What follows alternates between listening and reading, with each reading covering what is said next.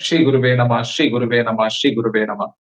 ஓம் நமோ குரு பிரம்ம பூஜிதம் குவலய ஜனன சங்கல்பிதம் சாமர நயன திருஷ்டம் பிரசன்ன வதன மதுர வாசகம் மங்கள ரூபம் மானச அனுக்கிரக தவசம் பவித்ரம் பரமானுக்கிரகம் பத்மபாத பூஜிதம் பத்மபாத பூஜிதம் பத்மபாத பூஜிதம். ஸ்ரீ குருவே நம ஸ்ரீ குருவே நம ஸ்ரீ குருவே நம. அனைவருக்கும் வாழ்த்துக்கள். அறிநிலை யோகி முடிச்சுட்டு இளநிலை யோகி பாடத்திட்டத்துல ஸ்ரீமத் பகவத்கீதை பார்த்துன்னு இருக்கிறோம். பகவத்கீதையில, அதாவது பகவத்கீதைன்னு சொல்லக்கூடிய வியாச கீதையில அர்ஜுன விஷாத யோகம் முடிச்சுட்டு சாங்கிய யோகம் போன வாரம் ஆரம்பிச்சு சாங்கிய யோகத்தோடைய தொடர்ச்சியை பார்த்துட்டு இருக்கோம். ஆஹ் குருதேவ சன்னதி, அதாவது சங்கநிதி குருதேவ சன்னதி என்ற ஒரு நூல்ல ஒரு அற்புதமான ஒரு கேள்வி கேட்கப்படுது. அதாவது வாழ்நாள்ல மனிதன் எதனை அடைந்தால்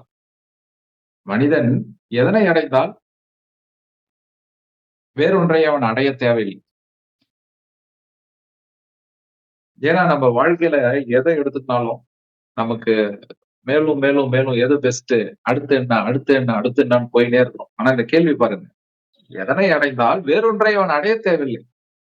ஒரு விஷயத்த அவன் அடைஞ்சிட்டானா, இதுக்கு மேல அவன் வேற எதையுமே அடைய தேவைன்னு ஏதாவது ஒண்ணு இருக்குதான்னா, அதுக்கு பதில் குருவின் கிருபை. குருவினோட கிருபையை அடைந்தவனுக்கு வேற எதுவுமே தேவையில்லை. காரணம், குருவினோட கிருபையிலேயே எல்லாம் அடங்கி போகுது. இதுக்குள்ள எல்லாமே வந்து போகுது. சகல ஞானங்களும், சகல சௌபாக்கியங்களும், சகல சாஸ்திரங்களும் எல்லாம் குருவியோட கிருபையில் அடங்கி போகுது. தரிசிக்க, பூசிக்க, சிந்தனை செய்ய, பரிசிக்க, கீர்த்திக்க, பாதகம் சூட, குரு பக்தி செய்யும் குவலயந்தோருக்கு கருமுக்தி சார்பூட்டும் சன்மார்க்கம் தானே.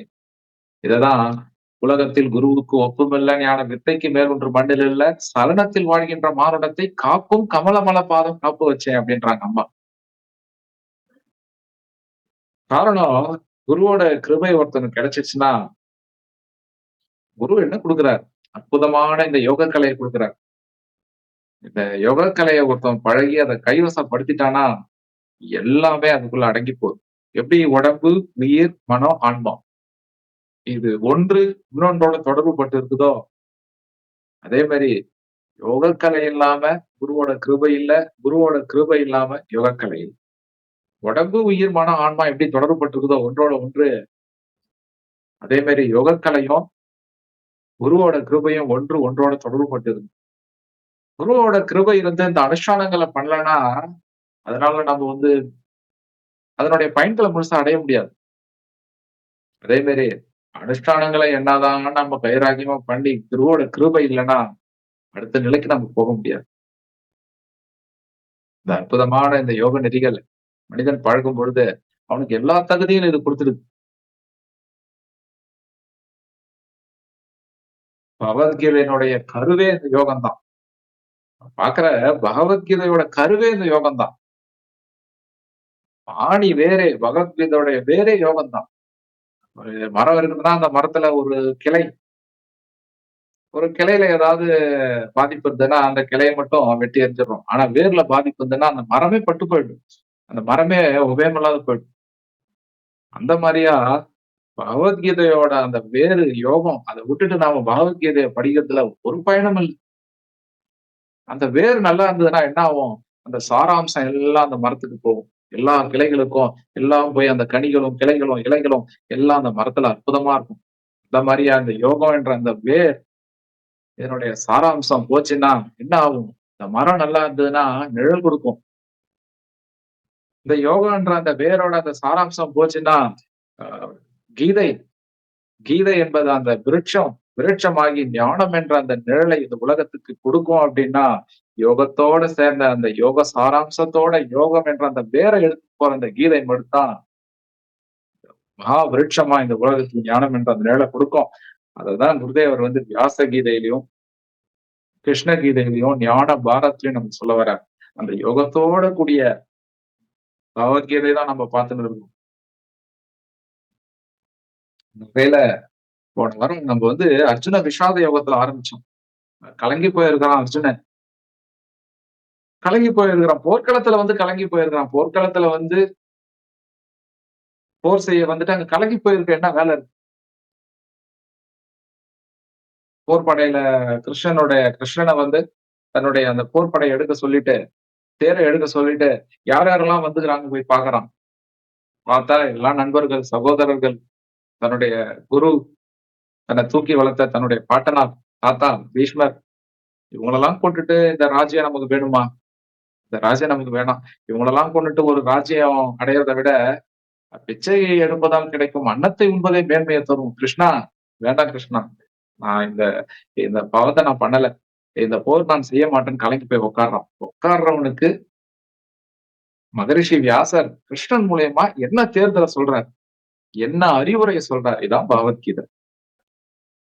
இது வந்து கிருஷ்ணன் மூலியமா கிருஷ்ணன்றது ஒரு கடவுள் கதாபாத்திரம் தானே தவிர கடவுளே அல்ல. இதெல்லாம் நம்ம புரிஞ்சுக்கணும். கடவுளே அல்ல. கடவுள் கதாபாத்திரம் மூலியமா ஒரு ஒரு மனிதனுக்கும் மகரிஷி என்ன என்ன மாரியான அறிவுரை, என்ன மாரியான தேர்தல் சொல்றாரு தான். அதான் சாங்கிய யோகம். கலங்கி போயிருக்கிற அர்ஜுன விஷாதம்னா கலக்கம். கலங்கி போயிருக்கிற அர்ஜுனனுக்கு சாங்கியத்துல ஆய்வு பண்றார். எதை ஆய்வு பண்றார்? அந்தராத்மா ஆய்வு பண்றார். அவனுக்கு அர்ஜுனனுக்கு வந்து பிறப்புனா என்ன? இறப்பு இந்த கலக்கம் ஏன் வந்தது? ஏன் எல்லாருக்கும் ஏன் கலக்கம் வருதுன்னா, வாழ்க்கையை பற்றிய போதுமான அந்த புரிதல் இல்ல. பிறப்புனா என்ன? இறப்புனா என்ன? ஆன்மானா என்ன? மறுபிறவினா என்ன? இத பற்ற புரிதல் இல்ல. அததான் மகரிஷி வியாசர் அங்க கொண்டு வர்றாரு. அர்ஜுனனுக்கு ஒண்ணு ஒண்ணா விளக்கின்னு வர்றார். விளக்கின்னு வரும்பொழுது, அது மட்டும் இல்லாம அர்ஜுனா, துக்கப்படத்தகாத மனிதர்களிடம் துக்கப்படுற, இவங்கலாம் துக்கப்பட வேண்டிய ஆட்களா? இவங்கள போய் கொல்ல போறேன்னு இப்படி பயந்துன்னு இருக்கிற, கஷ்டப்படுற, இவங்கள போய் கொல்ல போறேன்னு இவ்வளவு கஷ்டப்படுற, துக்கப்படத்தகாத மனிதர்கள், துக்கப்படத்தகாத மனிதர்களிடம் துக்கப்படுகிறாய். அறிவாளியைப் போல பேசுகிறாய். இருந்தவர்களுக்கோ, இருப்பவர்களுக்கோ பண்டிதன் புலம்புவதில்லை. அதனால இவங்க துக்கப்பட வேண்டிய ஆட்கள் இல்லப்பா. ஏன் துக்கப்பட வேண்டிய ஆட்கள் இல்லைன்னா, போன போன பதிவுல பார்த்தோம். அந்த சூதாட்டம் களத்துல திரௌபதிக்கு நடந்த அந்த கொடுமை, சூதாட்டம் தர்மபுத்திரன், துரியோதனன் தர்மபுத்திரனிடம் சூது விளையாடுறான். தர்மபுத்திரனோட சூது விளையாடி தர்மபுத்திரன் தன்னுடைய ஆபரணங்கள், விலை உயர்ந்த ரத்தினங்கள், தன்னுடைய அரசாட்சி, தன்னுடைய நாடு, தன்னையும் சேர்த்து தன்னுடைய தம்பிமார்கள், தனது மனைவி எல்லாரையும் தோக்குறான். எல்லாரையும் தோத்துட்டு அப்புறம் துரியோதனன் என்ன சொல்றான்? உன்னுடைய மனைவிமார்கள் திரௌபதியை போய் கூட்டிட்டு வா. இனி இங்க எல்லாரும் உன்னுடைய அடிமைகள், என்னுடைய அடிமைகள். திரௌபதியை போய் இந்த சபைக்கு கூட்டிட்டு வா அப்படின்னு சொல்லி துச்சாதனன் போய் திரௌபதியோடைய கூந்தலை இழுத்துக்கொண்டு வழிகட்டாயமா இந்த சபையில நிறுத்துறான். கடுமையான இடங்கள். ஒரு பெண்ணுடைய கூந்தலை இழுத்துட்டு வந்து அந்த அந்த சபையில வந்து கட்டாயமா எடுத்து வந்து நிறுத்துறான். எல்லாம் வந்து திரௌபதி 5ருக்கு ஒருத்தின்னு தான் எழுதியிருப்பாங்க. ஞான பாரதத்துல குருதேவர் 5 பேருக்கு 5 மனைவியை கொடுத்திருக்கார். மூத்தவள் பிருந்தை, தர்மனுடைய மனைவி மூத்தவள் பிருந்தை. அப்புறம் பீமன், பீமனுடைய மனைவி சங்கரி, அர்ஜுனோட மனைவி திரௌபதி, நகுல சகாதேவ், வனசுந்தரி, குணசுந்தரி. 5 பேருக்கு 5 மனைவிகள் கொடுத்துருக்காங்க. இதுல வந்து திரௌபதியை மட்டும் எடுத்து வந்து சபையில நிறுத்துறான். இதை பார்த்துட்டு 4 சகோதரிகளும் சபையில வந்து நின்னுட்டாங்க. 5 சகோதரிகளோட அங்க இருக்கிறாங்க. கர்ணன் சொல்றான் இப்போ, அடிமைகளுக்கு மேலாடை இருக்கக்கூடாது. அடிமைகளுக்கு மேலாடை இருக்கக்கூடாது. துச்சாதனா, பார் என்னோட சின்ன வாள், இந்த குறுவாளை எடுத்து திரௌபதியோட சேலை மேல் பகுதியை இடுப்பு வரை கிழித்து அதை எடுத்து சபையில போடு. அடிமைகளுக்கு மேலாடை இருக்கக்கூடாதுன்னு சொன்னதும் பாண்டவர்கள் தன்னுடைய மேலாடையை எடுத்து ஆபரணங்களை எடுத்து மேல வச்சுட்டான். சபையில வச்சுட்டான். அப்படியே கம்முன்னு இருக்க வேண்டியதானே. ஆனா கர்ணன் என்ன பண்றான்? பெண்களுக்கும் இருக்கக்கூடாதுன்னு சொல்றான். அதனால அவங்க மேலாடையை கிழி. அவங்கள நிர்வாகமா நிக்க வச்சா கூட தகும். இவ மட்டும் இல்ல, திரௌபதி மட்டும் இல்ல. 4 சகோதரர்கள் மேலாடையிட்டு அவங்க நிர்வாகமா நிக்க வச்சாலும் தகும். அவங்க கூந்தலை அறுத்து எரி. கூந்தலை அறுத்து இந்த சபையில போடுன்றான் கர்ணன். இத கேட்டுட்டு கிருபாச்சாரியார் நாங்க இருக்க மாட்டேன். என்ன இது? என்ன ஒரு கொடுமை பண்ணிட்டு இருக்கிறீங்க துரியோதனா? வெறும் கொடுமையை பண்ற. ஒழுங்கா 5 பேர்கிட்டயும் அந்த பத்தினி 5 பேர்கிட்டயும் மன்னிப்பு கேள். மன்னிப்பு கேட்கிற மாரின்னா நான் இங்க இருப்பேன். இந்த காரியத்தெல்லாம் நான் குருவா இருந்து கொண்டு கிருபாச்சாரியன் நான் குருவா இருந்து கொண்டு இந்த காரியத்த செய்யத்த நான் நான் விரும்ப மாட்டேன். யாரும் ஒண்ணும் கேட்கல. துரியோதனன் உடனே கிருபாச்சாரியர் மேல கோவப்படுறான். "உண்ட வீட்டுக்கு 2 அங்கம் பண்றீங்களா? ஹஸ்தினாபுரத்த உப்பு தின்னுட்டு எனக்கே துரோகம் பண்ண பார்க்கிறியா?" அப்படின்னு அவர் திட்டுறான். நான் இங்க இருக்க மாட்டேன்னு கிளம்பிடுறார். ஏன்னா நல்ல எண்ணங்கள், நல்ல சிந்தனைகள் மனிதர்கள் இருக்கக்கூடிய இடம் அது இல்ல. அதனால அவருக்குள்ள இருக்கிற பரமாத்மா கிருபாச்சாரியர் வெளிய அனுப்பிச்சிடுச்சு. வெளிய அனுப்பிச்சிருக்கு. உடனே துரியோதனன் சொல்றான், "துச்சாதனா, திரௌபதியோட மேலாடையை கிழித்து அவளை கூட்டின்னு வந்து என்னுடைய என்னுடைய தொடை மேல உட்கார வை." யாரு? திரௌபதி யாரு? தன்னுடைய சகோதரனுடைய மனைவி. கூட்டின்னு வந்து என் தொடை மேல உட்கார வைன்றான். எல்லாம் வந்து திரௌபதியோடைய ஆடை எடுக்கும்போது கிருஷ்ண பரமாத்மா வந்து இங்க திரௌபதியோட மானத்த காப்பாத்துற மாரி தான் மகாபாரதம் இருக்குது.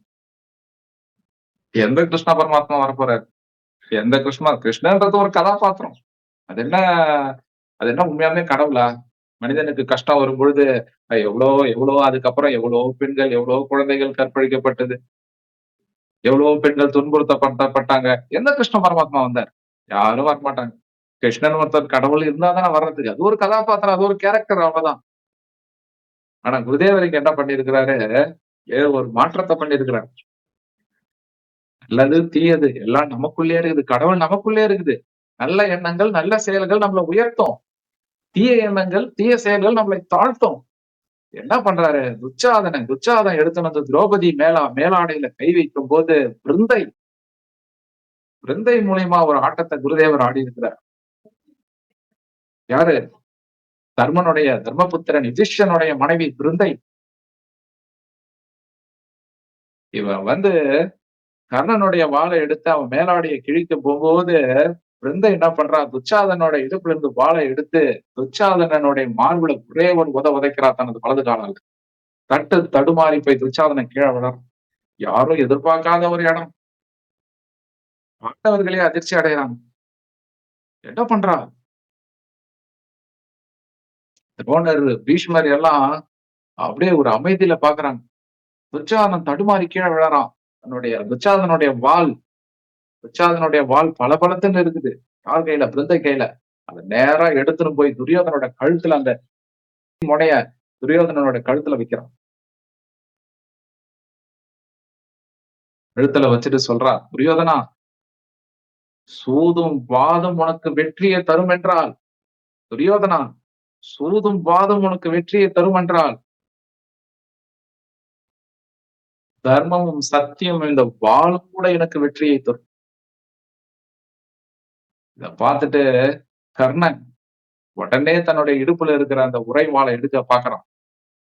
உடனே தன்னுடைய வாள் துரியோதனன் மேல வச்சிருந்த வாளை எடுத்து தர்மனுடைய அந்த இடுப்புல இருக்கிற அந்த கச்சையை அறுக்கிறான். அறுத்துட்டு தர்மனோட இடுப்புல இருக்கிற அந்த வாள் எடுத்து வந்து பிருந்தையோட காலடியில விழுது. மீண்டும் வாளை எடுத்து வந்து துரியோதனோட கழுத்துல வைக்கிறான். ஒரே ஒரு சனத்துல என்ன நடந்ததுன்னே தெரியும். பீஷ்மரும் துரோணரும் கண்ணிமைக்காம பாக்குறாங்க. என்ன ஒரு போர் வீரம், என்ன ஒரு சாமர்த்தியம். எப்ப இவ வாளை வந்து துரியோதனன் கழுத்துல இருந்து எடுத்தா, எப்ப கர்ணனோட இடுப்புல இருந்து கச்சையை அறுத்தா, எப்ப அவனுடைய வாள் இவன் காலடியில வந்தது யாருக்குமே தெரியல. ஒரே ஒரு ஜனத்துல இவ்வளவு காரியம் நடந்திருக்கு. கர்ணனுக்கு மேலும் அவமானம்.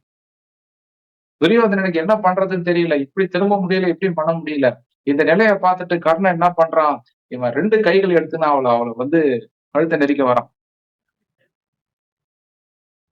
அவன் மேல பாய வரான். உடனே பிருந்தை கர்ணனை சாதாரணமா தடுத்து கழுத்துல ஒரே ஒரு தட்டு தட்டுறான். ஏன்னா பிருந்தை வந்து வர்மக்கலையில தலை சிறந்த வீரன். எல்லா வர்மக்கலையும் அவனுக்கு தெரியும். கர்ணனுடைய கழுத்துல ஒரே ஒரு தட்டு. 1000 மின்னல்கள் அவன் நரம்புகளை பூந்து கையும் காலும் இழுத்துக்கின்னு வெட்டப்பட்ட மரம் போல கீழே விழுந்தான் கர்ணன். கையும் காலும் விலங்கு ஒண்ணுமே பண்ண முடியல. அப்படியே சாய்ந்து விழுந்தான். துரியோதனனுக்கு என்ன பண்றதுன்னே தெரியல. இது என்ன கர்ணனைய ஒரு சாய் சாய்ச்சுட்டானே! கர்ணனே கீழ விழுந்துட்டானே! துரோணர் வந்து தனக்கு கூட தெரியாத இந்த அற்புதமான வித்தையை இந்த பெண் எங்கிருந்து கத்துக்கினா? தனக்கு கூட தெரியாத இந்த அற்புதமான வித்தையை இந்த பெண் யாரிடமிருந்து கற்றுக்கொண்டா? பீஷ்மருக்கு மட்டும் தன்னுடைய தாய் தேவ கங்கை சிறு வயதுல சொல்லிக் குடுத்த அந்த வர்மக்கலை பற்றி தெரியும். அதனால என்ன பண்ணாரு 2 கையும் கை கூப்பி வணங்கிட்டு, இவ சாதாரண பெண் இல்ல. தெய்வாம்சம் பொருந்திய பெண்ணா தான் இருக்க முடியும்னு சொல்லி கையெடுத்து வணங்குறார். உடனே பிருந்தை தன்னுடைய சகோதரி பீமனுடைய மனைவி சங்கரியை கூப்பிடுறார். சங்கரி, இந்த பையனுடைய கழுத்துல ஒரு தட்டு தட்டு. யாரு? கர்ணனோட கழுத்துல. என்ன பெரிய கர்ணன். இவ்ளோ பேரு சபையில இருக்கிற போது ஆண்கள் இருக்கும்போது பெண்களுடைய மேலாடை இருக்கக்கூடாது. 5 பெண்களையும் நிர்வாணமா நிக்க வைக்கணும்னு சொன்ன கர்ணனுக்கு இதுவும் வேணும். இதுக்கு மேலயும் வேணும். போய் அந்த பையனோட முதுகுல ஒரு தட்டு தட்டு. கழுத்துல ஒரு தட்டு தட்டுன்னு. சங்கரி வந்தான். அதாம்மா வந்து கழுத்துல ஒரே ஒரு தட்டு. அம்பிலிருந்து விடுபட்ட வில்லிலிருந்து விடுபட்ட அம்பு போல கர்ணன் எழுந்தான். எழுந்தாலும் கூட தன்னுடைய தலை கவசம் கீழ விழுந்துருது. அத எடுத்து கூட தலையில வைக்க முடியல. ஏன்னா கை காலும் அடிச்ச வர்மக்கலை கைய காலும் இழுத்துன்னு இருக்கு. துரியோதனன் மேல இருந்த அந்த வாள தூக்கி இப்ப துச்சாதனன்ட்ட தூக்கி போட்டான். இங்க நடக்கிறதெல்லாம் பார்த்து பிரமிச்சு போன துச்சாதனன் வாள கூட பிடிக்க முடியாம கீழ விழுந்த வாள எடுத்து கையில வச்சுக்கினான். நேரா 4 சகோதரிகள கூட்டுக்கின்னு 4 சகோதரிகள மீண்டும் திரும்பி பார்த்தா பிருந்தை. 4 சகோதரிகளையும் கூட்டு நேரா விதுரனிடம் போனான். விதுரனிடையும் பிதாமகர் பீஷ்மரிடையும் போனான். இந்திரபிரசேதத்தோட ஈடு இணையற்ற மகாராஜா தர்மபுத்திரனுடைய மனைவி. அது மட்டும் இல்ல. யார் தெரியுமா? பாஞ்சால தேசத்துடைய துருபரன். துருபரன் மன்னனுடைய மூத்த மகள் நான் பிருந்தை பேசுகிறேன். நான் கேட்கிற கேள்விக்கு இந்த சபையில இருக்கிறவங்க எனக்கு பதில் சொல்லணும். இந்த அஸ்தினாபுரத்தினுடைய இந்த அஸ்தினாபுரத்தை அரசாட்சி செய்யறதுக்கான முழு தகுதி உடையவர் பிதாமகர் பீஷ்மர். இவரு சத்தியவதிக்கு செஞ்சு வைத்த சத்தியத்தால பாண்டு மகாராஜாவை அரசனாக்குனார். பாண்டு மகாராஜா இறந்துட்டார். இறந்ததுக்கு பிறகு பாண்டு மகாராஜரோட 5 பிள்ளைகள் ரொம்ப சிறுவனா இருந்ததால கண் தெரியாட்டியும் பரவாயில்ல இந்த துர்தாஷனை வந்து அரசனாக்குனார். இவன் வந்து கண் தெரியாத குருடன். இவன் வந்து காட்சியில மட்டும் குருடன் இல்ல, ஆட்சியிலையும் குருடன். இத கேட்ட உடனே இந்த அரசனை வந்து இப்படி பேசின உடனே சபையில இருந்தவங்க எல்லாம் ரொம்ப கொதிச்சு எழுந்தாங்க. என்ன அஸ்தினாபுரத்தினுடைய அரசனையே அப்படி பேசுறாங்க. ஆனா யாராலையும் ஒண்ணும் செய்ய முடியல. ஏன்னா குருடன் குருடன் யார்? செவிடன் யார்? ஊமை யார்? ஊனமா பிறக்கிறோம். Physically challenged. இயற்கையா பிறக்கும் பொழுது அவங்க குருடும் கண்ணு தெரியாம இருக்கிறாங்கன்னா, இந்த சவால் அவங்க மேற்கொண்டு வாழறாங்க. ஆனா உண்மையான குருடன்றது கண்ணு தெரியாம இல்ல. நல்லா படித்திருந்தும் குருதேவ சன்னதியில சொல்றார். நல்ல படித்திருந்தும் நல்ல விஷயங்களை பேசத் தெரியாதவன் குருடன். நல்லதை கற்க தெரியாதவன் குருடன். தனக்கு நல்லது செய்பவர்கள் சொல்லக்கூடிய அறிவுரைகளை கேட்கத் தெரியாத செவிடன். காது கேட்காதவங்க செவிடன் இல்ல. நல்ல அறிவுரைகளை நம்ம நல்லா இருக்கோம்னு நினைச்சுட்டு நமக்கு நல்ல அறிவுரை சொல்றாங்க பாரு. அத காது கொடுத்து கேட்காதவன் செவிடன். நல்ல இனிமையான வார்த்தைகளை பேசத் தெரியாதவன் ஊமை. இவன் தான் குருடன், இவன் தான் செவிடன், இவன் தான் ஊமை. உடம்பால அடையிறது ஊனம் இல்ல. உண்மையாவே எல்லாம் இருந்தும் கூட இதை எதையும் பயன்படுத்திக்கப்படாத இருக்கிறவன் வந்தான் சரியான ஊனம். அந்த வகையில திருதராஷ்டிரன் காட்சியிலும் குருடன், ஆட்சியிலும் குருடன். சரி திருதராஷ்டிரன் வந்து கண்ணு தெரியாட்டியும் அவனுக்கு அரசாட்சி கொடுத்தாங்க. ஏன் அவனுக்கு கொடுக்கணும்? பாண்டு மகாராஜா, திருதராஷ்டிரன். இவங்க 2 பேரும் யாருக்கு பிறந்தாங்க? இவங்க 2 பேரும் வியாசருக்கு பிறந்தாங்க. வியாசருக்கு இவங்க 2 பேர் மட்டும் பிறக்கல. இன்னொருத்தவர் பிறந்தாரு. யாரு? விதுரர்.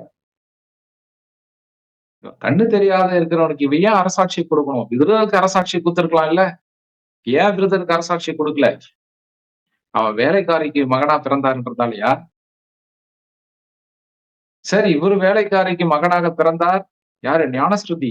அம்பிகையும் அம்பாளிகையும் இளவரசிக்கு மகனாக பிறந்ததால அவங்களுக்கு அரசாட்சி குடுத்துட்டீங்க. ஞானஸ்ருதி என்றத பணிப்பெண்ணுக்கு பிறந்ததால இவளுக்கு விருதுநகருக்கு அரசாட்சி குடுக்கலையா? சரி அப்படி இவருக்கு அரசாட்சி குடுக்கல அப்படின்னா, மகரிஷி வியாசர் யாருக்கு பிறந்தார்? மகரிஷி வியாசரோட தாய் யார்? சத்தியவதி. ஒரு மீனவ பெண்ணுக்கு மகனாக பிறந்தார் வியாசர். ஒரு மீனவ பெண்ணுக்கு மகனாக பிறந்த வியாசர் மூலியமா மட்டும் உங்களுக்கு வாரிசு வேணுமா? அவர் எப்படி பார்த்தாலும் சரி, அம்மா மீனவ பெண்ணாலும் இருந்தா பரவாயில்ல. அப்பா வந்து ராஜ வம்சத்த சேர்ந்தவர் தானே. அதனால வியாசர் மூலியமா உங்களுக்கு வாரிசு மட்டும் இந்த பீஷ்மருக்கு தேவைப்பட்டதா? பிருந்தை கேட்கறாங்க. பிருந்தை பார்த்து விதுரரையும் பீஷ்மரையும் கேட்கறாங்க. இந்த மாதிரி சரியா அரசாட்சி கொடுத்திருக்கணும்னா விதுரருக்கு கொடுத்திருக்கணும். விதுரருக்கு ஏன் கொடுக்கல? அது மட்டும் இல்லாம திருதராஷ்டிரன் பண்ற கொடுமைகள், துரியோதனன் பண்ற கொடுமை, இது எதையுமே கேள்வி கேட்காம சகுனி, கர்ணன் இவன்லாம் சரியான அவன் தவறு செய்ய நேரத்துல கைது செய்யாம அமைதியா இருந்த இந்த பீஷ்மர் ஒரு கோழை. இந்த கோழைத்தனத்தை தான் பீஷ்மருடைய தாய் தேவகங்கை பாலுக்கு பதிலாக இந்த கோழைத்தனத்தை தான் ஊட்டி வளர்த்தாளா? பீஷ்மரால எதுவுமே பேச முடியல. தலை குனிஞ்சு நிக்கிறார். ஒரு காலத்துல வியாசர் சொன்னது ஞாபகத்து வருது. ஹஸ்தினாபுரத்தை கட்டி காக்கிறன்னு கை கட்டி நின்னுடாத அப்படின்னு. ஆஹா மகரிஷிகளோட வார்த்தை எவ்வளவு பலமானது. இன்னைக்கு பீஷ்மர் வியாசர் சொன்ன வார்த்தை இன்னைக்கு பீஷ்மருக்கு ஞாபகம் வந்து கண்ணு தலை குனிஞ்சு கீழே நிக்கிறார். மன்னிக்கணும். நான் வந்து பீஷ்மர் இப்ப எதுவும் பேச முடியாத நிலையில இருக்கிறார். இப்படிப்பட்ட சூழலுக்கு அவர் தள்ளப்பட்டதுக்கு எனக்கு வருத்தத்துக்குரிய காரியம்தான். ஆனா சபையில சில நல்லதுகளை, நீதிகளை பேசும்போது சில பேர் மனம் புண்படும்படியாக பேச வேண்டியதா இருக்கு. எனக்கு ஒரு வழி தெரியுது.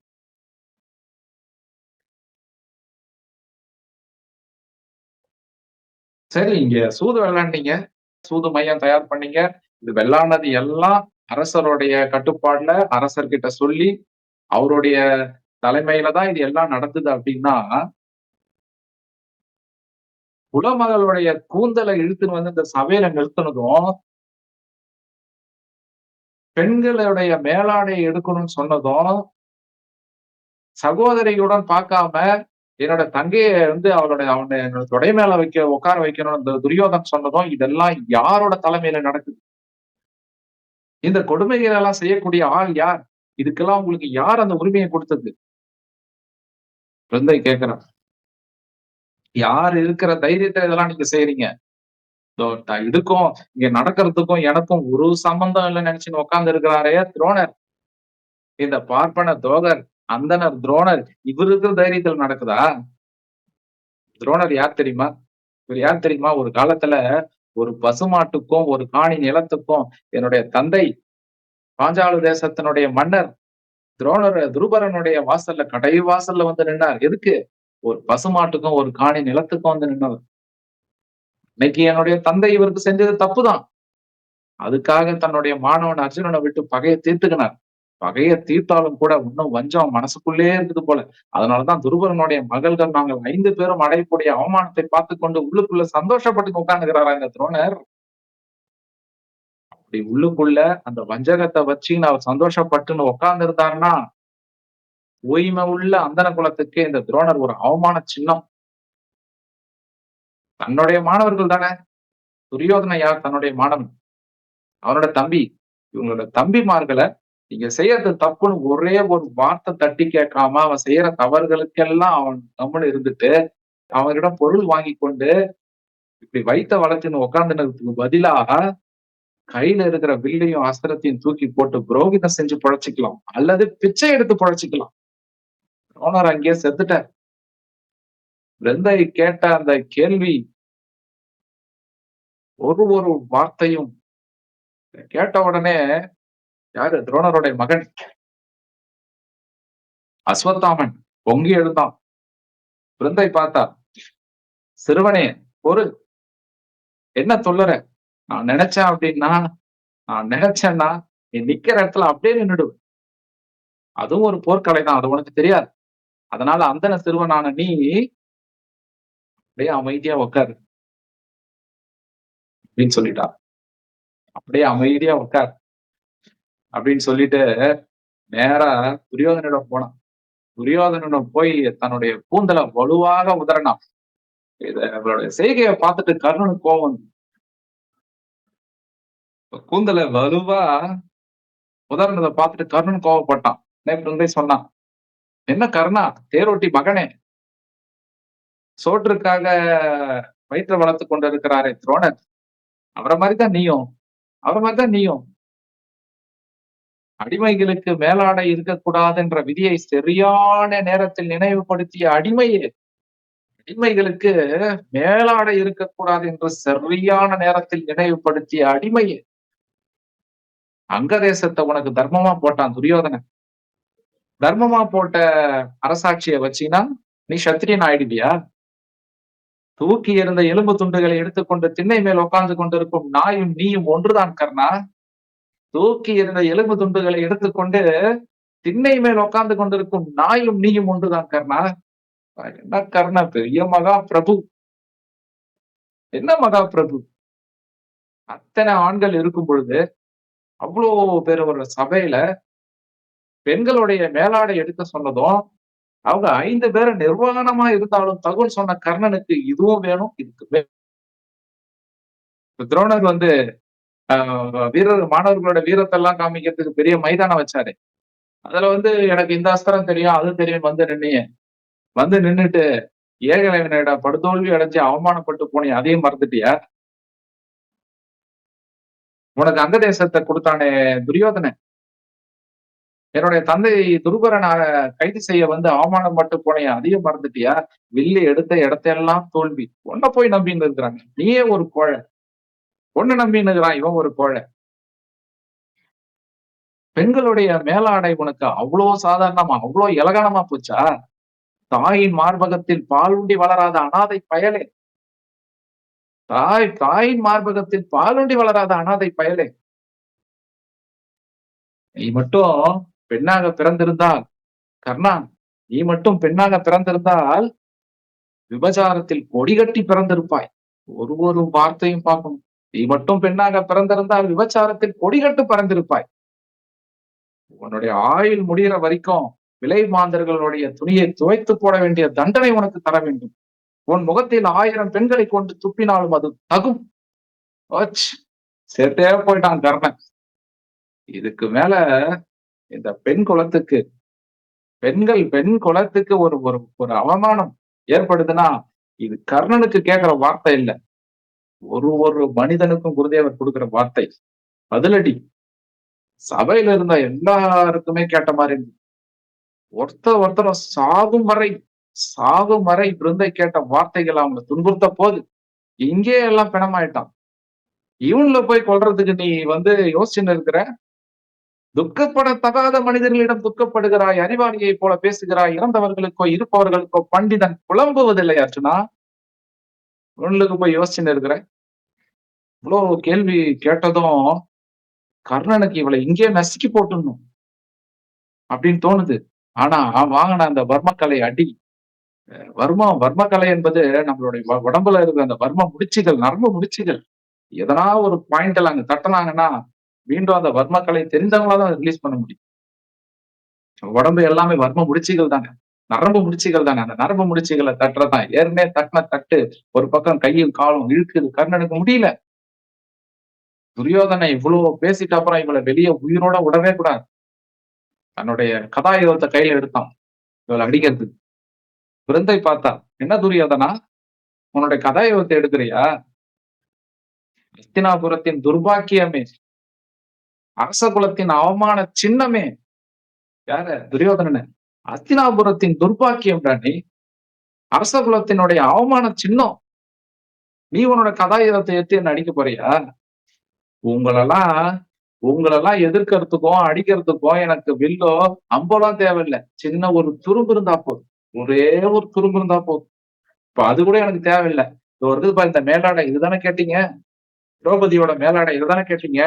அதுல இருந்து என்னோட மேலாடையில இருந்து அவளோட மேலாடையில இருந்து ஒரே ஒரு நூல் எடுத்தான். இந்த நூல் இதோ பாருங்க, இந்த சபையில இருக்கிற எல்லா பெரியோர்களுக்கும் ஒண்ணு சொல்லியிருக்கிறேன். எல்லா வீரர்களும் உங்களோட ஆயுதத்தை எடுத்துங்க. பிதாமகர் பீஷ்மர் ஆகட்டும், துரோணர் ஆகட்டும், இது எல்லாருக்கும் தான். உங்களோட ஆயுதம் எடுத்துங்க. நான் ஒரு அஸ்திரம் பிரயோகிக்க போறேன். இந்த அஸ்திரத்திலிருந்து உங்களால விடுபட முடியுமா? பிரதி அஸ்திரம் போட்டு விடுபட முடியுமான்னு பாருங்கன்னு சொல்லி அந்த மேலாடையில இருந்த நூலை எடுத்துட்டு ஒரு மந்திரத்தை சொல்லி அஸ்திரத்தை எரிஞ்சான். இந்த நூல் என்ன பண்ணுச்சு? சபையில இருந்த எல்லாரையும் ஒரு கட்டு கட்டிடுச்சு. முடியல. பீஷ்மர் 2 கையும் கூப்புனவர் தான். வணங்கி நிக்கிறார். தெய்வாம்சம் பொருந்திய பெண். இவ்ளோ பெரிய ஒரு வீரம். துரோணர் வந்து பிரதி அஸ்திரம் போட்டு பார்க்கிறார். ஒண்ணும் முடியல. கர்ணன் ஏற்கனவே அடிபட்ட பாம்பு. ஒண்ணும் முடியல. துரியோதன முடியல.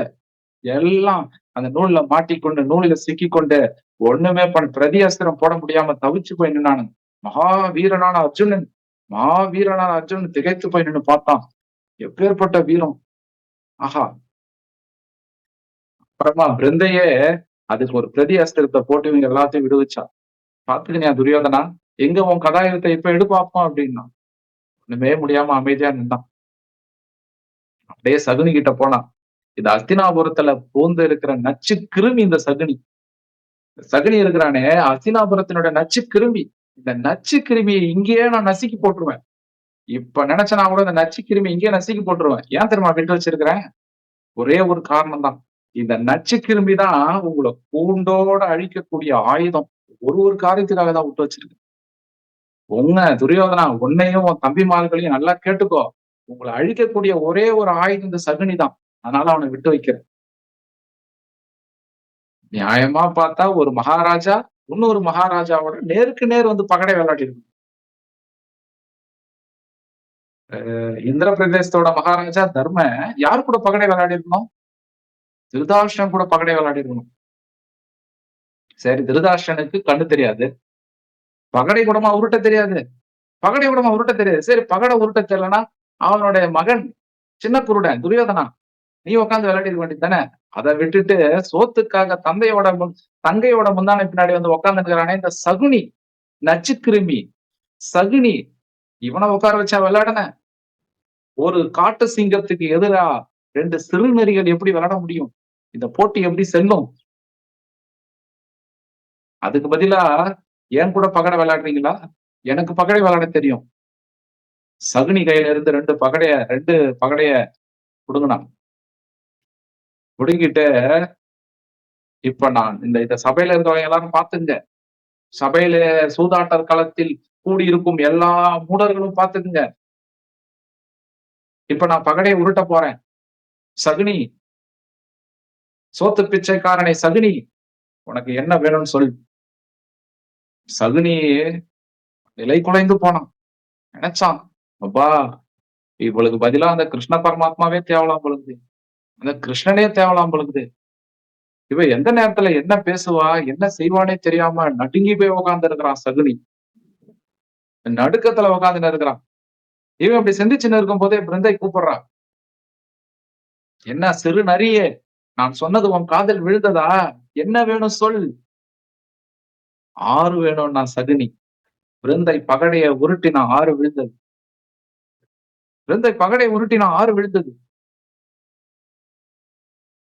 திருப்பியும் பகடை எடுத்து சகுனி கிட்ட தூக்கி போட்டான். 2 பகடையும் பொறுக்கி கீழே குனிஞ்சு எடுத்தான். மண்டியிட்டு பொறுக்குடா. நச்சு கிருமியே, மண்டியிட்டு எடு. பொறுமையா கீழே குனிஞ்சு எடுத்தான். இப்ப நான் சொல்றத நீ உருட்டு. எனக்கு 5 வேண்டும்னா. சகுனிக்கு ஒண்ணும் புரியல. கை கால்லாம் தடன்னு உருத ஆரம்பிச்சிருச்சு. பகடைய உருட்டினான். 2 விழுந்தது 2. பிருந்தை சொன்னான், மகாராஜா திருதராஷ்டிரரே, பட்டத்து அரசி காந்தாரி, இப்ப நீங்க எல்லாம் என்னோட அடிமைகள். யார் ஜெயிச்சது? நான் ஜெயிச்சேன்.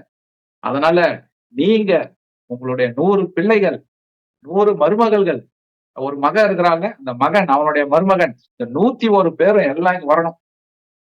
100 பிள்ளைகள், 100 மருமகள், 101 மருமகள், 101 பிள்ளைகள் எல்லாம் இங்க வாங்க. நீங்க எல்லாரும் என்னோட அடிமைகள். துரியோதனா, அடிமைகளுக்கு மேலாடை இருக்கலாமா? எடுக்க சொல்லலாமா? தலைக்கவசம் இருக்கலாமா? எடுக்க சொல்லலாமா? இப்ப யாருக்கு அடிமை? நீங்க எல்லாம் எனக்கு அடிமைகள்.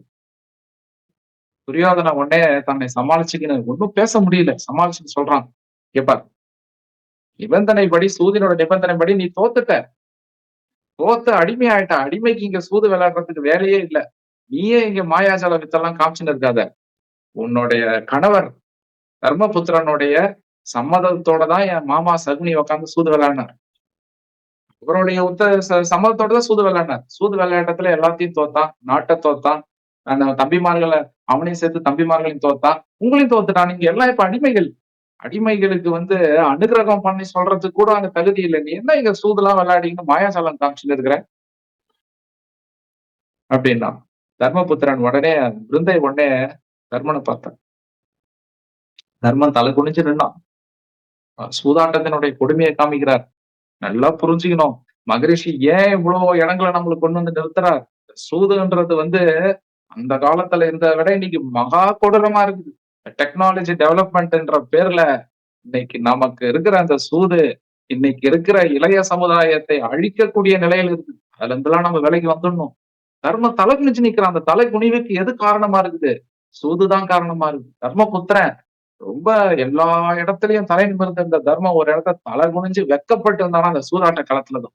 விருந்தை பாக்குறான், தலை குனிஞ்சு நிக்கிறான். தம்பிமார்கள் 4 பேரை பாக்குறான், அவங்களும் தலை குனிஞ்சு நிக்கிறாங்க. அதே பிருந்தை சொல்றா, இந்த இந்த அரசவையில இருக்கிற எல்லாருக்கும் நான் உங்களுக்கு சொல்றேன், நீங்க எல்லாம் தாய் வயித்துல பிறந்தவங்க தானே? எல்லாரும் தாய் வயித்துல பிறந்தவங்க தானே? உங்களை கட்டண மனைவி கூட ஒரு பெண் தானே? அப்படி இருக்கும் பொழுது ஒரு சூதாட்டத்துல தோத்து இருந்தா கூட அதற்கும் ஒரு தர்மம் இல்லையா? ஒரு பெண்ணை கட்டாயப்படுத்தி அவ கூந்தலை இழுத்துன்னு சபையில நிக்க வைக்கிறதும், அவளுடைய மேலாடை எடுக்க சொல்றதும், சகோதரனுடைய மனைவின்னு கூட பார்க்காம அவளை எனக்கு தொடை மேல உட்கார சொல்றதும், இவள்களையும் பெற்றவள் ஒரு பெண் தானே? இதுக்கு என்ன பதில் சொல்ல போறாங்க? காந்தாரி என்ன சொல்ல போறாங்க? ஒண்ணும் சொல்ல முடியாது. ஒண்ணுமே சொல்ல முடியாது. ஒரே ஒரு ஒரு ஒரு ஒரு துரோகி ஒருவன் பண்ண காரணத்தால நீங்க எல்லாரும் தலை குனிஞ்சு நிக்கிறீங்க. பேர்பட்டனுடைய தலையை வெட்டி அஸ்தினாபுரத்தினுடைய தலைவாசல் எடுத்து போய் வச்சாலும் தகும் அப்படின்னு துரியோதனன் குதிச்சு எழுந்தான். கேபார், ஒரு அரச குலத்தை சேர்ந்த பெண் மாதிரி ஒழுங்கா நடந்துக்கும். சூதாட்டத்துல தோத்தாச்சு. எல்லாம் தர்மபுத்திரத்தோட சம்மதத்தோட தான் நடந்தது. இன்னைக்கு தோக்கப்பட்ட நீங்க நாங்க என்ன சொல்றோமோ அதை கேட்கறதுதான் சரி அப்படின்னா. சரி, இதை நான் மேலும் பேச விரும்பல. துரியோதனா, நான் இதை மேலும் பேச விரும்பல. என்ன பண்ணணும் சொல்லு. சரி, சூதாட்டத்துல நாங்க 5 பேர் 5 பேர் பாண்டவர்கள் 5 பேர், இந்த 5 பெண்கள் சகோதரிகள் நாங்க 5 பேர். நாங்க மட்டும் தானா? இல்ல இந்த நிபந்தனை மாதா குந்தி தேவிக்கும் உண்டான்னு கேட்டான். உடனே அவன் சொன்னான், இது மாதா குந்தி தேவிக்கு இல்ல. பரவாயில்லையே, சூதாட்டத்துல தர்மபுத்திரன் தன்னுடைய மாதாவை வச்சு விளையாடலையா? தன்னுடைய தாயை வைத்து விளையாடலையா? அதுக்காகவா? இல்ல அவங்களுடைய மாதான்றதாலையா அப்படின்னா. துரியோதன சொன்னா, மாதா குந்தி தேவிக்கு இந்த நிபந்தனை இல்லை. பரவாயில்ல, மிருகமா இருந்தாலும் தாயை பத்தி நினைத்து பாக்குறியே. சரி, நான் இப்போ ஒண்ணு சொல்றேன். மாதா குந்தி தேவியை வைத்து நான் விளையாடுறேன். நீ சகுனி பக்கத்துல நின்னுக்கோ. தர்மபுத்திரன் பக்கத்துல நான் நின்னுக்கிறேன். இப்ப விளையாடலாம், வரையா? என் கூட விளையாடி பாக்குறியா அப்படின்னு கேக்குறான். எப்படி போவானுங்க? அவளோட வீரத்தையும் அவளோட திறமையும் தான் எல்லாம் பார்த்தாங்களே. அமைதியா இருந்தான். சரி, இது மேலும் மேலும் நான் பேச விரும்பல. துரியோதனா, என்ன பண்ணணும் சொல்லு. இப்ப நாங்கள் அடிமைகள் தான், என்ன பண்ணணும் நீ சொல்லு. துரியோதனன் சொன்னான், 12 வருடம் வனவாசம். 12 வருடம் வனவாசம், 14வது வருடம் அஞ்ஞான வாசம். அஞ்ஞான வாசம் முடிஞ்சு வரும்போது நீங்க இருக்கிறத நீங்க வேற ஒரு வேடம் போட்டு இருக்கணும். அந்த 13வது வருஷம் ஒருவேளை நானோ என்னுடைய காவலர்களோ கண்டுபிடிச்சிட்டாங்க அப்படின்னா மீண்டும் 12 வருடம் வனவாசம். இதான் நிபந்தனை அப்படின்னா. உடனே பிருந்தை சொன்னான், அப்ப அந்த 13வது வருடம் நாங்களோ நீயோ காவல்காரனோ வைத்து நீ கண்டுபிடிச்சிட்டா மீண்டும் நாங்க வனவாசம் போனோம். அதுதானா? அப்படித்தானான்னு கேட்டான். பரவாயில்ல, மிருகத்துக்கு கூட கொஞ்சம் மூளை வேலை செய்யுது அப்படின்னு சொல்லிட்டு நேரா திரௌபதியிடம் போனான். திரௌபதியிடம் போய், நீ என்ன சொல்ற திரௌபதி? நீ பாதிக்கப்பட்ட நீதான், நீ என்ன சொல்ற அப்படின்னு. திரௌபதி சொன்னா, நான் ஒரு பெண் கூட பார்க்காம, ஒரு இளவரசியும் பார்க்கல, என்ன ஒரு பெண்ணும் பார்க்காமல என்னுடைய தலைமுடியை வீழ்த்து கொண்டு வந்தானே இந்த பன்றி துச்சாதனன். பண்ணி 10 குட்டி போட்டுச்சுன்னா இந்த கண் தெரியாத காந்தாரி 100 குட்டி போட்டா. அந்த 100 குட்டியில ஒரு குட்டி இந்த துச்சாதனை என் தலைமுடியை பிடிச்சின்னு இங்க நிறுத்தலாம். இந்த துச்சாதனுடைய ரத்தம், இந்த ரத்தத்தாலதான் என்னுடைய தலைமுடியை என்னுடைய கூந்தலை நான் முடிப்பேன். துச்சாதனுடைய ரத்தத்தாலதான் என்னுடைய கூந்தலை நான் முடிப்பேன். அது வரைக்கும் இந்த கூந்தல நான் முடிக்க மாட்டேன் அப்படின்னா இந்த காந்தாரி அந்த அம்மா உடனே காந்தாரி அந்த அம்மா கத்துறாங்க, மகளே இவ்வளவு பெரிய சாபத்தை விடுறியே, இவ்வளவு பெரிய சாபத்தை விடுறியே, இது நியாயமா? திரௌபதி சொன்னா, இது சத்தியம், இது சத்தியம்.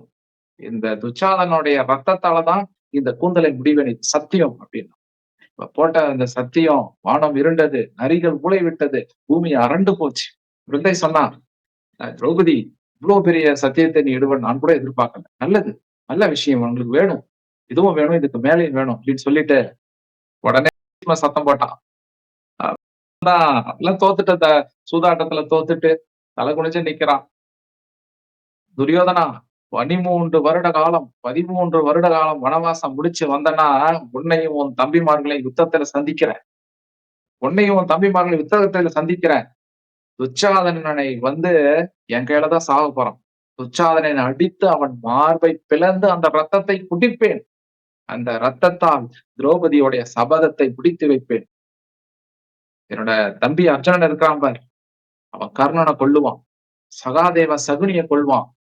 நகுல சகுனியோட மகனை கொல்வான். இது சத்தியம் சத்தியம் சத்தியம்னு பீம சத்தம் போட்டான். பீம சத்தியம் வச்சான். பீம சத்தியம் போட்டதும் அந்த அரண்மனையே அரண்டு போச்சு. எல்லா முகமும் இருண்டு போச்சு. எல்லாம் சொல்லிட்டு போறாங்க. தர்மபுத்திரனிடம் போறா திரௌபதி. பிருந்தை போறான். தர்மபுத்திரனிடம் பிருந்தை போய், மகாராஜாவே ஏன் தோண்டு இருக்கிறீங்க? திருப்தியோட மன திருப்தியோட வாழ்பவனுக்கு காட்டுல இருந்தா கூட சொர்க்கம் தான். திருப்தியே இல்லாத பேராசை பெறுபவன் அரசனா இருந்தாலும் சுடுகாட்டுல இருக்கிறதுக்கு சமம், மயானத்துல இருக்கிறதுக்கு சமம். அதனால நீங்க மன திருப்தியோட இருக்கிற நாம வனவாசம் போலாம், வாங்க வனவாசம் போலாம். தர்மபுத்திரன் அழுகுறோம், என்ன பண்றது தெரியல. என்னோட 2 கைகளையும் பிருந்தையோட கைகளை பற்றி கொண்டு நெஞ்சில வச்சுன்னு சொல்றான், யாராக இருந்தாலும் இப்ப சிந்திக்க வேண்டிய ஒரு இடம். யாராக இருந்தாலும் தர்மம் சொல்ற வார்த்தையை நம்ம கவனிக்கணும். யாரா இருந்தாலும் கூட சூது விளையாடினால் தோல்வியும் அவமானம் தான் மிச்சம். சூதிலிருந்து விலகி இருங்கள். யார் சொல்றா? தர்மபுத்திரன் சொல்லல, மகரிஷி வியாச சொல்றார். என்னோட குருதேவர் ஸ்ரீ ஞானஜோதி சம்பங்கி சுவாமிகள் சொல்றார். அதனால இப்பேற்பட்ட மனிதர்களுக்கா நீ துக்கப்படுற? துக்கப்பட தகாத மனிதர்களிடம் துக்கப்படுகிறாய் அர்ஜுனா. சரிப்பா, கொல்ல போறேன் கொல்ல போறேன் கொல்ல போறேன்னு சொல்றியே, யார கொல்ல போற? உடம்ப கொல்ல போறியா? உயிரை கொல்ல போறியா?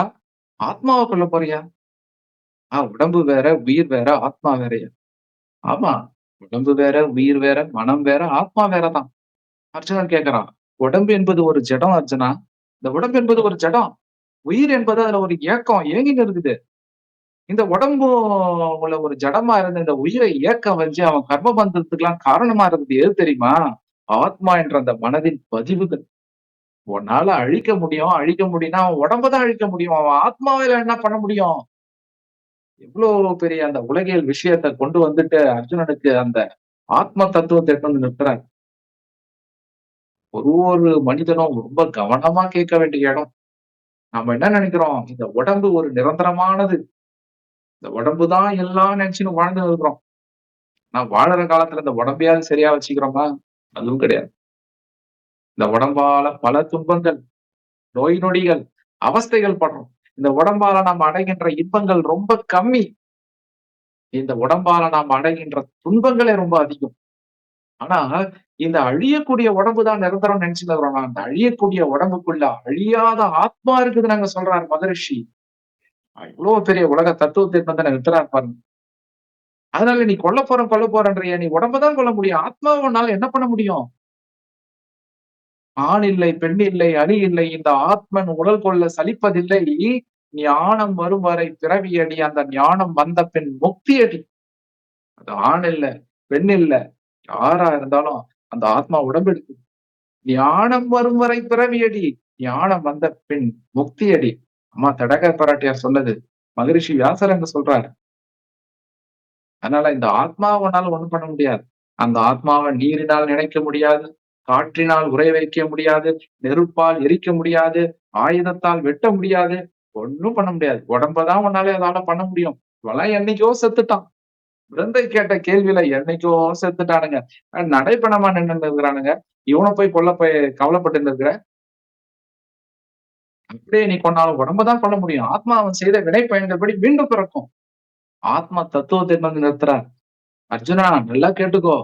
ஒரு ஆடை போட்டுன்னு இருக்கிற. கிழிஞ்சு போன உடம்பு இந்த ஆடை கிழிஞ்சு போச்சுன்னா என்ன ஆகுது? இந்த ஆடைய கிழிச்சு போட்டு, எடுத்து போட்டு வேற ஒரு ஆடைய போட்டுக்கிற. இதேதான் மரண ஜனனம். இந்த ஆத்மாவுக்கு இந்த உடம்பு சரியில்ல. இந்த உடம்புக்கு வயசாகி போச்சு. எல்லாருமாலயும் சாப்பிட முடியல. எல்லார் மாரியும் வாழ்க்கைய அனுபவிக்க முடியல. அல்லது விபத்தாயிடுது. நசுங்கி போயிடுச்சு. அதனால என்ன பண்ணுது? இந்த உடம்ப விட்டுட்டு இன்னொரு உடம்ப தேடி போகுது ஆத்மா. இதுதான் மரணம், ஜனனம். அற்புதமான ஒரு தத்துவத்தை எடுத்து வந்து வைக்கிறார். பிறப்பு, இறப்பு எடுத்து வந்து வைக்கிறார். ஏன்னா இந்த பிறப்பு, இறப்பு உடைய நுட்பம் தெரியாம தான் இங்க பல பேர் பல தவறுகள செஞ்சுட்டு இருக்கோம். துரியோதனனுக்கும் அதே நிலைமை தானே. இந்த அரசாட்சிய எடுத்து நாம என்ன பண்ண போறோம்? இப்படி எல்லாம் ஏமாத்தி, சூது விளையாடி, இப்படி ஏமாத்தி, சூது விளையாடி, அவங்கள ஏமாற்றி, இந்த அரசாட்சிய வச்சு நீ எத்தன ஆண்டு காலம் வாழப் போறோம்? மேலும், மேலும், மேலும், மேலும், மேலும் செல்வங்கள குவிச்சுக்கினே நம்ம போறோமே, நம்ம என்ன இங்க 1000 வருஷம் வாழப் போறோமா? ரொம்ப சொற்ப காலம். ரொம்ப, ரொம்ப, ரொம்ப, ரொம்ப சொற்ப காலம். அது கூட என்னைக்கு மரணம்னே நமக்கு தெரியறதில்ல. பிறந்த தேதி நமக்கு தெரியுது. என்னைக்கு மரணம் அடைய போறது நமக்கு தெரியறதில்ல. மரணத்தை தெரியாத எந்த நேரத்துல, எந்த வயசுல, எப்ப வேணாலும் உயிர் போலாம். இப்படி நிலையில்லாத இந்த வாழ்க்கைக்காக எவ்வளவு செல்வங்கள், எவ்வளவு ஏமாற்றங்கள், எவ்வளவு போட்டி, எவ்வளவு பொறாமை, எவ்வளவு நயவஞ்சகம். நளினி ஜலமது ஜனனம் தத்வ ஜீவிதம் அதிசய சபலம். தாமரை இலை மேல இருக்கிற அந்த நீர்த்துளி எப்படி நிலைத்தன்மை இல்லாததோ, அந்த மாரி இந்த வாழ்க்கை நிலையில்லாததுப்பா. அடம் பண்ணி வைத்தார், அடிசலை உண்டார், மடக்கொடியாரோடு மத்தனம் கொண்டார், கிட்ட பக்கமே இறை நொந்தது என்றார். கிடக்கப்படுத்தார், கிடந்தொழிந்தார். மரணம் எப்போ வேணாலும் வரலாம். எந்த நிமிஷம் வேணாலும் வரலாம். உள்ள போயிடுற சுவாசம் அப்படியே நுரையீரலுக்கு போய் உள்ள நின்னு போச்சுன்னா சரியா போச்சு. மீண்டும் அந்த சுவாசம் வெளிய வரலைன்னா உயிர் போயிடுச்சு அவ்வளவுதான். அப்படி நிலையில்லாத இந்த வாழ்க்கையில நிலையானது ஒண்ணு இருக்குதுன்னா, அது ஆத்மா தான் இருக்குன்னா, அந்த ஆத்மாவ உன்னால ஒண்ணும் அழிக்க முடியாது. அது மீண்டும் பிறப்பு, மீண்டும் பிறப்பு எடுத்துக்கினே வருதுன்ற ஒரு ஆத்ம தத்துவத்த எடுத்து வந்து நிறுத்துறார். எவ்வளவு பெரிய ஒரு தத்துவத்த மகரிஷி பகவத்கீதையில நிறுத்துறாரு பாருங்க. சரி ஆத்மாவ பத்தி சொல்லிட்டாரு. ஆத்மா நிலையில்லாதது, நிலையானது, அழியாதது அப்படின்னா, அந்த ஆத்மா மேன்மை அடையறதுக்கு என்ன பண்ணணும்? அந்த ஆத்மா மேன்மை அடையறதுக்கு ஒருத்தன் என்ன பண்ணணும்? அடுத்து அத அவர் சொல்ல வர்றாரு. இதோட மட்டும் அவர் நிறுத்தில்ல. அப்ப உடம்பு அழியக்கூடியது. அழியாதது ஆத்மானா, ஒரு மனிதன் மரணமாவறான், மீண்டும் பிறக்கிறான், மீண்டும் பிறக்கிறான்னா, இங்க இருந்த அந்த கர்ம வினைகளோட நாம என்னென்னலாம் இங்க செஞ்சோமோ, என்னென்ன காரியங்கள் நாம செஞ்சோமோ, ஒரு மனிதனும் தன் வாழ்நாள் காலத்துல எப்ப அவன் செஞ்ச நல்லத, கெட்டத நினைச்சு பார்க்கறானோ இல்லையோ, அவன் ஒரு மனிதனுக்கும் அந்த கடைசி காலம் ஒரு பக்கம், தன்னால முடியாத காலம். அவன் கண்ண மூடி அப்படி படுத்துன்னு இருக்கும் பொழுது, அவன் மனசுல வர விஷயங்கள், இதுவரைக்கும் தான் வாழ்நாள்ல செய்த நல்ல காரியங்கள், சிலருக்கு செஞ்ச புண்ணியங்கள், இது எல்லாம் அவன் மனசுக்குள்ள வந்ததுன்னா, அவனுக்கு அது ஒரு அமைதிய குடுக்குது அந்த நேரத்துல. அந்த அமைதியோட அந்த உயிர் போயிடுச்சுன்னா, என்ன மாரியான ஒரு அமைதியான சூழ்நிலையில அவன் இருந்தானோ, அதே அமைதியான சூழல்ல அந்த ஆத்மா அடையுது. அந்த நிலைக்கு ஏத்த மாரி அந்த ஆத்மா 3வதோ, 4வது வளையத்துல போறது. அது வேற பாடம். அது வேற பாடம். 4 வளையமிட்ட வட்டமடி, அது 4 ஜீவனும் வாசமடி, சால நடுவினில் நாயகனாய் சுத்த சக்தி இருள் அரசு ஆளுதடி. அந்த அமைதியான நல்ல சூழல்ல இருக்கிற ஆத்மா 3வது, 4வது வளையத்துக்கு போகுது. பாவமே உண்டான படுகொழி. துரியோதனன் மாரி, துச்சாதனன் மாரி, சகுனி மாரி பாவமே உண்டான படுகொழிய பண்ண ஆத்மாக்கள், அது கண்ண மூடி தன்னுடைய இயலாத காலத்துல படுத்துன்னு இருக்கும் பொழுது செய்த பாவங்கள், செய்த கொடூரங்கள் நினைவுக்கு வந்து மனச ஒரு கலவரமாக்குது. பாவமும், புண்ணியமும் வெளியே இல்ல. நாம செய்த நல்ல காரியங்கள் தான் புண்ணியம். நாம செய்த தீய காரியங்கள் தான் பாவம். அந்த தண்டனைய கொடுக்கிற பரமாத்மா நமக்குள்ளே இருக்கிறான். செய்த பாவங்களும், செய்த கொடூரங்களும், பிறருக்கு செய்த துரோகங்களும், வார்த்தையால நஞ்சையான வார்த்தைகளால பிற மனதை துன்புறுத்தியதும், இது எல்லாம் நினைத்து வந்து மனசு ஒரு கலவரமாயி போகுது. இப்படி ஒரு கொடூரமான வாழ்க்கைய வாழ்ந்துட்டோமே! இந்த கொடூரமான பதிவுகளோட மரணமான அந்த ஆத்மா உடம்ப விட்டு போம்போது, 1, 2 வளையத்துல இருந்த அதே துன்பத்த அடையுது. அப்படி இருக்கிற நிலையோடு ஒருத்தன் மரணம் ஆயிட்டு போனானா, மீண்டும் பிறக்கும்போது அதே அவஸ்தை தான் வந்து படுறான். சரி அப்படி இந்த பிறவி தலையில இருந்து தப்பிச்சுக்கணும். 3வது 4வது வளையத்துல ஒரு சுகமான நிலை அடையறதுக்கும் அந்த ஆத்மா மேன்மையான நிலை அடையறதுக்கு என்ன வழி, அததான் மகரிஷி சொல்றார். அர்ஜுனா, ஆத்ம தத்துவத்தை பற்றி அறிவு உனக்கு சொன்னேன், இனி யோகத்தை பற்றி சொல்கிறேன் கேள். இவ்வளவு நேரம் உனக்கு என்ன சொன்ன தெரியுமா? ஆத்மாவை பத்தி சொன்னேன். இனி யோகத்தை பற்றி சொல்கிறேன் கேள். யோக அறிவை பெறுவையானால் கர்ம பந்தங்களிலிருந்து விடுபடுவாய். இதன் முயற்சி வீண் போவதில்லை. சிறிதே பழகினாலும் பெரும் பயத்திலிருந்து உன்னை காப்பாற்றும் அர்ஜுனா. பெரும் பயத்திலிருந்து உன்னை காப்பாற்றும். இவ்வளோ பெரிய இந்த ஆத்மா ஆத்மா இருக்குது என்று சொல்றதை விட அடுத்த அந்த ஆத்மா அடையக்கூடிய நிலையை சொல்றாரு. இந்த ஸ்லோகத்துக்கு அற்புதமான ஒரு ஸ்லோகம். ஒரு மனிதனும் தன் வாழ்நாள்ல யோக நெறிகளை பழகும் பொழுது அனுபவபூர்வமா உணரக்கூடிய ஸ்லோகம். யோக அறிவை பெறுகையானால் கர்ம பந்தங்களிலிருந்து விடுபடுவாய். முயற்சி வீண் போவதில்லை. சிறிதே பழகினாலும் பெரும் பயத்திலிருந்து கொஞ்ச நேரம் குருதேவர் கொடுத்த அந்த குரு கிருபையால, குருதேவரோட அனுகிரகத்தால கிடைச்ச இந்த அனுஷ்டானங்களை பழகி கைவசப்படுத்திட்டானா கர்மபந்தங்கள் போயிடுது. நல்வினை, நல்ல விஷயங்கள் அவனை தேடி வருது. நல்ல எண்ணங்கள், நல்ல சிந்தனைகள் அவனுக்குள்ள வருது. எப்படி வருதுன்னா, அவன் பழகக்கூடிய யோகம்தான். இந்த யோகம்தான் இந்த யோகத்தால முதிர்ச்சி பெற்ற அந்த ஆத்மா உடம்போட வாழ்ந்து நிற்கும் போதே இந்த உடம்பு வேற, ஆத்மா வேற நம்புறான். என்னைக்கு நமக்குள்ள நிலையான அந்த அழியக்கூடிய உடம்புக்குள்ள அழியாத ஆத்மா இருக்குதுன்னு ஒருத்தன் வாழும் காலத்திலே உணர்ந்துட்டானோ, அதர்மத்தின் பாதையில போவே மாட்டான். ஏன்னா நெருப்பு தொட்டா சுடும் எப்படின்றது உண்மையோ, இந்த தீய காரியங்களை செஞ்சா அதை அனுபவிக்க வேண்டியது நான் தான்ன்ற உண்மையை உணர்ந்தவன் தவறு செய்ய மாட்டான். அதை நிலை நிறுத்தத்தான் யோகம், அதை நிலை நிறுத்தத்தான் பகவத்கீதை. அதனாலதான் ஆத்ம தத்துவத்துக்கு அடுத்து என்ன யோக தத்துவத்தை கொடுக்குறார். எப்படி அந்த ஆத்மாவை பிறவிக்கு பிறவி மேல் எடுத்துன்னு போனோம், இந்த யோக தத்துவத்தை யாரிடம் கத்துக்கணும், எப்படி கத்துக்கணும், இந்த யோக நெறிகளால் அவன் அடையக்கூடிய மேன்மைகள் என்னன்றதான் அடுத்த வர அத்தியாயங்களை சொல்லிக்கினே வரார் மகரிஷி. எங்க எங்க எடுத்துன்னு மகரிஷி நிறுத்திருக்கிறார் பாருங்க. அதுவும் குருதேவர் எழுதியிருக்கிறது ஞான பாரதம்.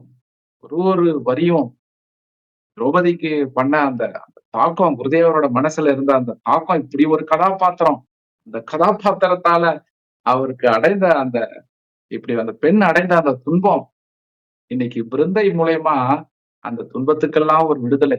பிருந்தை கேட்ட ஒரு கேள்வியும் பெண் குலத்தை, பெண்களை அவமானப்படுத்தும், பெண்களை துன்புறுத்தும் ஒருத்தவங்க கேட்கக்கூடிய கேள்வி. ஏன்னா குருதேவர் சொல்வார், தாயானாலும் தயையானாலும் சிறியவளானாலும் பெரியவளானாலும் பெண் என்பவள் மதிக்கத்தக்கவள்.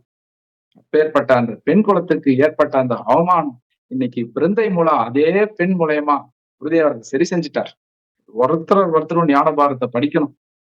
இந்த மாதிரி இன்னைக்கு மகரிஷி வியாசர் சாங்கிய யோகத்துல அர்ஜுனனுக்கு இது எல்லாத்தையும் சொல்லிட்டு, இவங்களுக்கு போய் நீ துக்கப்படுறியா அப்படின்னு எல்லாத்தையும் சொல்லிட்டு, பிறப்புனா என்ன, இறப்புனா என்னன்னு சொல்லி, ஆத்மானா என்னன்னு சொல்லிட்டு, இந்த ஆத்மா மேன்மை அடையறதுக்கு என்ன பண்ணணும்னு சொல்லிட்டு யோகத்தை எடுத்து அறிமுகப்படுத்துறேன்.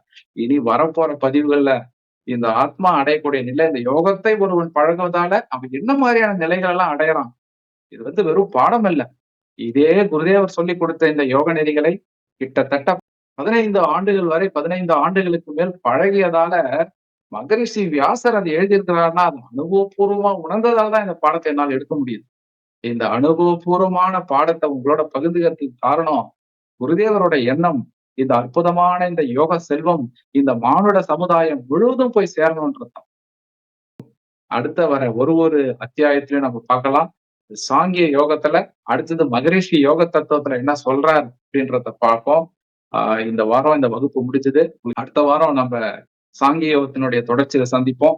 பிரம்ம வித்தையான யோக நெறிகளை பழகி மனிதனிடமிருந்து அஞ்ஞானம் விலகட்டும், மெய்ஞானம் மலரட்டும், அன்பு தழைக்கட்டும், பூலோகம் சொர்க்கமாகட்டும். ஸ்ரீ குருவே நம, ஸ்ரீ குருவே நம, ஸ்ரீ குருவே.